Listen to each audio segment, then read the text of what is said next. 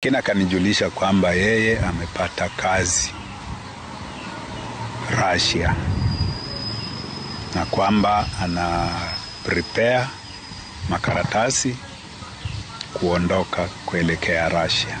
I'm sure he was recruited to the Ukraine-Russian war because the last call he made, he said he was waiting to be taken to the front line. The person you have called is not reachable. Hii alikuwa na wenzake wengine wakiwa wamevaa nguo za jeshi. Kulingana na agent, aliniambia anaambiwa kuna wenye wametorokea kwa vichaka, kuna wenye wamesurrender the other side of Ukraine, na kuna wenye wame able to get the agent, so that we just need closure. Huyu kijana wangu ni mtu ako na mke na watoto, wote walibaki wako hapa, kwa hivyo wako na hofu.